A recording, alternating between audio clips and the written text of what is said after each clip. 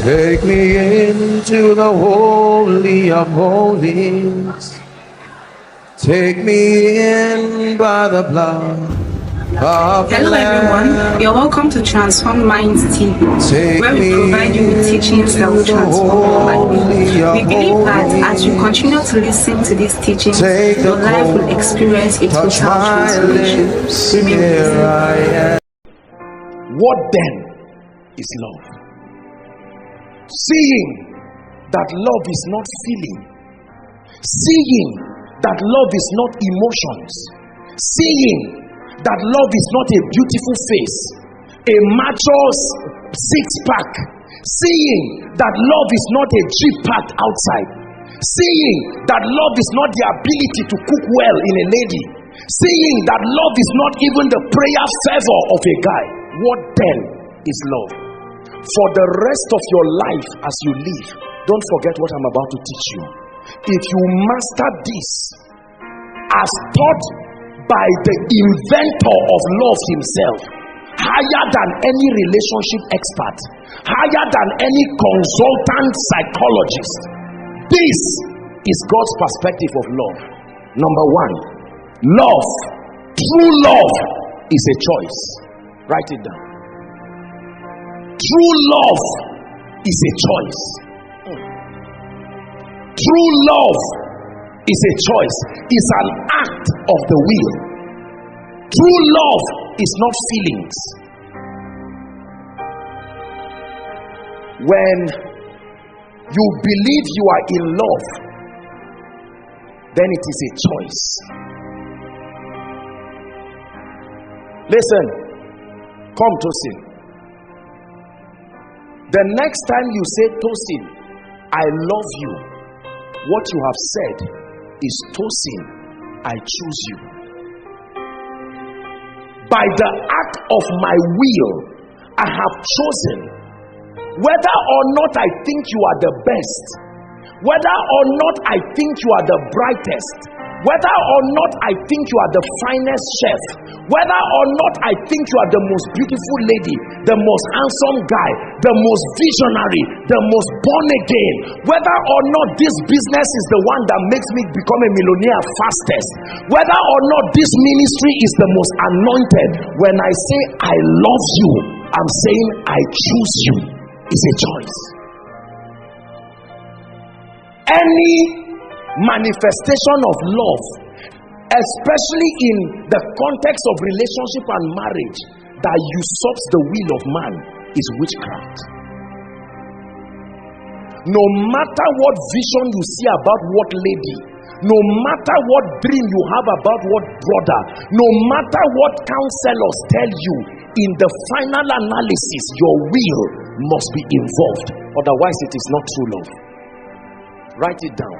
Love, true love, is a choice. A choice to be and live with someone in the context of marriage.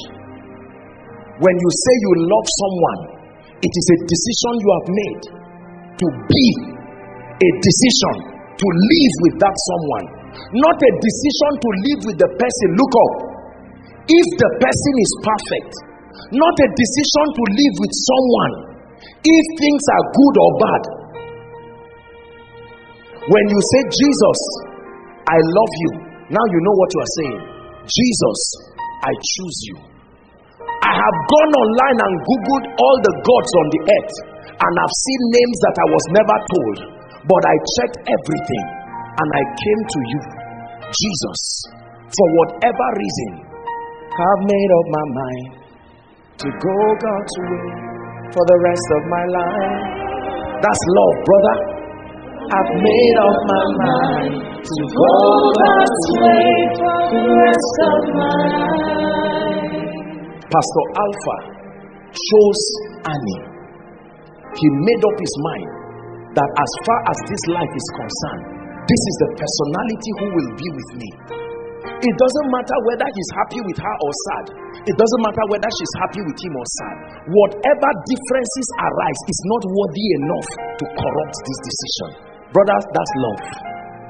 If you ever say you like a lady, make sure this is what you are saying. So as I'm talking now, be checking what you are doing. Are you choosing the person for now, or are you choosing the person? Some of you are about to ask ladies this week, next week. Listen, before you go to anybody and say I love you, ask a very clear question. Have I chosen you, or are you just choosing because of your level of exposure? I suspect Emeka is a doctor. I'm not yet clear, so let me say yes to him while I verify. If I find out, oh, I thought he was the one, actually it's another face, so I don't love him again. I love you, I choose you. If Emeka says, I know I studied medicine, but the Lord is calling me and he's sending me to Zamfara, now your love is being tested. You thought it was about a great guy who would be a consultant, have his private hospital, fly you around. Unfortunately, you said you choose him. Many of us young people don't know what we are saying, truly speaking. When we mention this love thing lightly, Lord, I love the assignment you have given me. And then we sit down 2 years. Lord, I said I love you and I love this assignment, but I have only 5 members. Nobody's caring for me. Lord, I'm on my way going. After all, I read this. I can go and start extramurals. And God says, you don't love it. A choice. Everybody say a choice. Say it again, a choice. Ask anybody who has been married for a long time. They will tell you there were legitimate reasons as to why they will feel they made a mistake in that marriage. But every time they remember their choice. That's why when you stand on stage with your wife, they don't ask your father to answer for you or your mother to answer for you. Like rapture, you stand alone. Is God speaking to us tonight? Because what I'm saying is very important.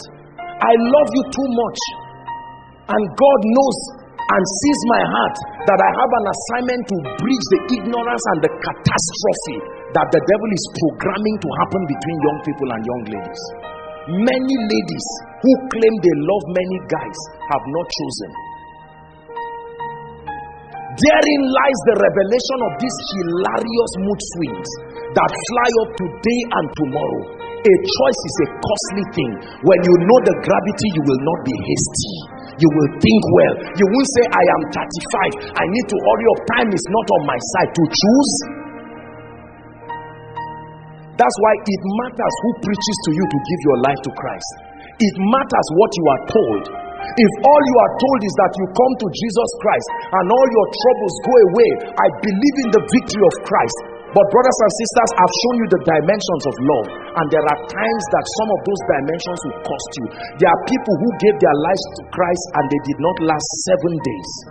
They knew that what they were signing up for was a bomb blast. There are reverends in different parts of this nation who said, I love you, and with all the terrorism there, Jesus, I love you, and on Sunday they had the sounds of bombs and they still got up and looked at their wives and said, honey, if I never come back, let it be that I died for the one I loved. And they went and were killed and never returned. They got up that morning knowing they may die. Who corrupted our definition of love and left it only to pleasure, and that at our own terms? You may not like me for what I'm sharing, but I tell you this. This is the recommendation from the inventor of this thing. A choice. I've made a choice to serve God with all my life. If Donald Trump calls me and says, young man, we want to give you a very noble position in America. You're receiving a salary of $100,000 per month with anything you want. Do you think I'll run and leave you? I know what some of you will do. Just hearing it, although you are not the ones, you will never come to church again.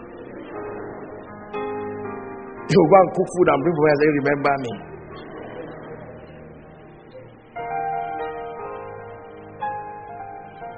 Though men forsake me, still I will follow.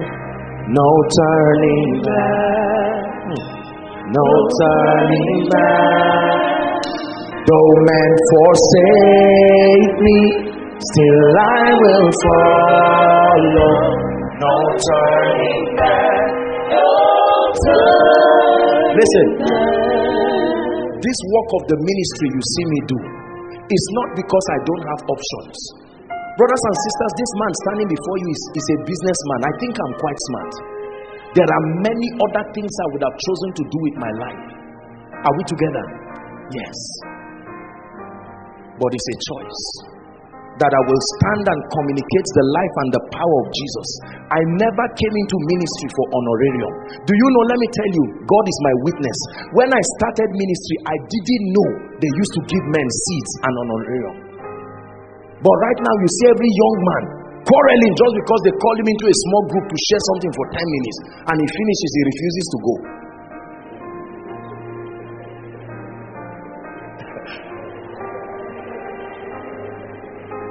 You call him, come and play keyboard in the house of God. A small church that the entire tithe and offering is not up to 30,000. The president said, pay me 20,000 because you went to a music school. It's a choice. It's a choice. That's why we must take care of our children, because they did not choose. We owe a responsibility to take care of them. Even if the couples make mistake with their lives, the children must not be victims of it. They didn't choose.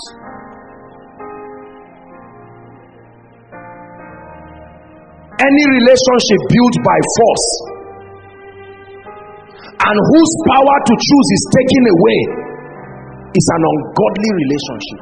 At every point of your relationship, the power to choose must remain. Listen, that's why those who abuse women are going to hellfire if they don't repent.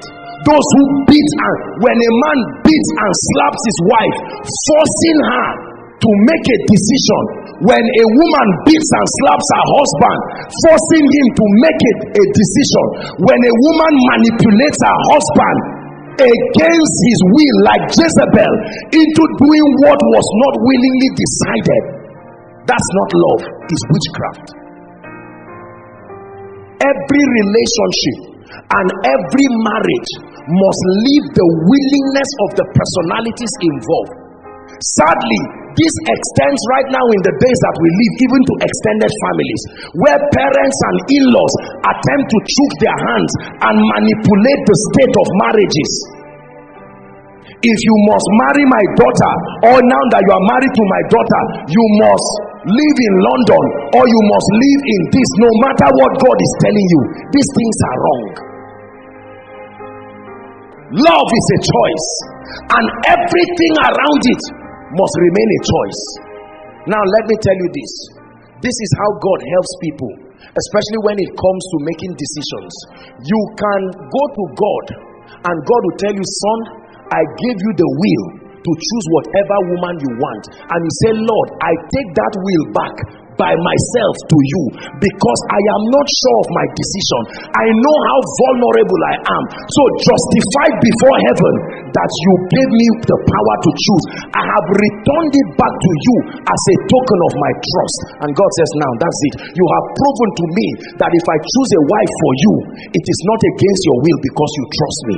That's the only condition where you will see the dream and trust it, and the vision and trust it. Not just that you get up and see anything and stand up and blame God.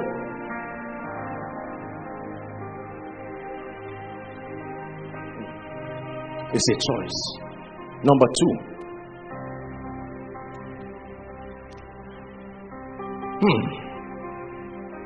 true love is understanding the value, the worth, and the significance of a person.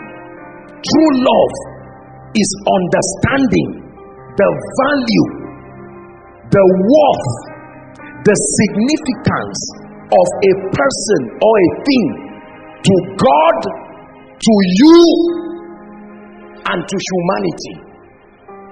True love is understanding the value, the worth, the importance, the significance of a person to God, number one, to your life, number two, and to society, number three. The second definition of love is understanding value. When you pay $50,000 to buy a car, you park that car in a special garage because of what it cost you to obtain it. Now watch this. Come. Are you ready to marry this woman and take her as your lovely wedded wife? You said yes. They asked her, what of you? Yes. Two of you. And then just because she was not able to give you a child, listen carefully. First month of marriage, no child. Second month of marriage, no child, or whatever it is. All of a sudden, you begin to make derogatory statements. Two men cannot live in the same house. So what you are saying is, I do not see your worth. I do not see your value. I do not see your significance to God, to me, and to society. True love is understanding the value of things. So when you are doing that business, you love that business only if you understand the significance of that business to kingdom advancement, the significance of that business to your finances, the significance to the development of your society. If not, don't say I love it. Why do I wake up in the night and study and prepare for every message and labor through the hours? Is because I love God. Is because I love you. I understand what this information will do to your life, will do to the kingdom, will do to your children and your children's children. Never say you love any lady whose significance to your life you have not perceived. Let me tell you this. Look at me, everybody. If you have any measure of success before a lady or a man enters your life, be careful, because the more successful you are, chances are that you will hardly see the significance of a man or a woman in your life. There are successful women who are collecting 300,000 as single ladies, 400,000 as single ladies. They are traveling to embassies, they have snapped with presidents. There is every likelihood that they will be bad wives. You know why? Because based on their experiences, almost everything a man should represent has been represented in their success. So when they say they want to marry a man, they find out that when the man comes and says, my food, say, your what? Are you crazy? I stay in a hotel with 13 towels and servants come and give me this, and you are saying I should pound yam for you? You are reducing me, they say, to a village girl. The best recommendation for such a beautiful sister is remain single and support the kingdom. Yes, you will be more useful to God. It's true. That's why Paul didn't marry. If Paul married, only God knows the version of pain that the church would have received. The wife would have seen her husband less than 10 times in his entire lifetime.